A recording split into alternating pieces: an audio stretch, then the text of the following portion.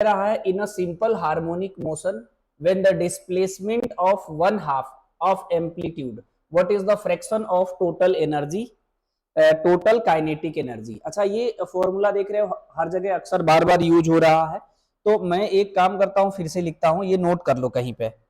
आपको पता है पोटेंशियल एनर्जी का फॉर्मूला U इक्वल टू, आपने याद किया होगा, 1/2m ओमेगा स्क्वायर, अगर x लिखे होगे तो x स्क्वायर। इसी चीज को हम लोग लिख सकते हैं हाफ के एक्स स्क्वायर। मेरी बात से सहमत हो? काइनेटिक एनर्जी अगर हम लिखेंगे तो ये हो जाएगा 1/2m ओमेगा स्क्वायर ब्रैकेट में ए स्क्वायर माइनस एक्स स्क्वायर। इसी चीज को हम लोग लिख सकते हैं 1/2k, ठीक है, ए स्क्वायर माइनस एक्स स्क्वायर। इन दोनों को ऐड करने के बाद टोटल एनर्जी जो आता है, टोटल एनर्जी ये आता है 1/2m ओमेगा स्क्वायर ए स्क्वायर। इसी चीज को हम लोग लिख सकते हैं 1/2k ए स्क्वायर, ऐसे भी लिख सकते हैं। ये आप कहीं पे नोट कर लो, अक्सर बार बार इस पे क्वेश्चन पूछा जा रहा है, तो आप उसे आसानी से यूज कर सकते हैं। ठीक है, फॉर्मेट अगर लर्न है पहले से तो आप आसानी से फास्ट लगा सकते हैं।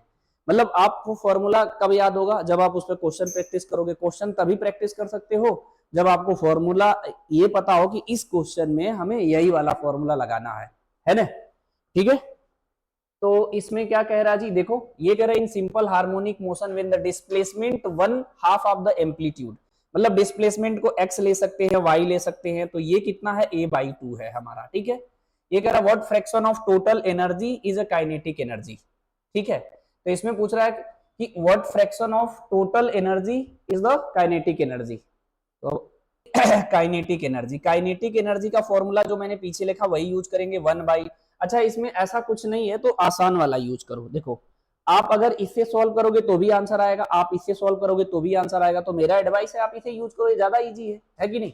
तो इसमें काइनेटिक एनर्जी जो यूज करना है आपको, काइनेटिक एनर्जी का फॉर्मूला जो यूज करना है, ये यूज कर लो हाफ के ए स्क्वायर माइनस एक्स स्क्वायर।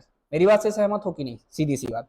अब इसमें क्या है, 1/2k, और पता है ए स्क्वायर। यहां पर कुछ बोला है क्वेश्चन में कि ये कब कंपेयर करना, जब x की वैल्यू जो हो जाएगा एम्पलीट्यूड का हाफ हो जाए। यानी यहां पर आपको क्या रखना है जी, a/2 का होल स्क्वायर। अब इसको सॉल्व कर लेना है, बहुत ज्यादा वैसा नहीं है। 1/2 यहाँ k है, ये कितना हो जाएगा, a स्क्वायर बाई 4, तो ये कितना हो जाएगा 4a स्क्वायर माइनस ए स्क्वायर। मैं डायरेक्ट कर रहा हूं, नीचे कितना हो जाएगा 4।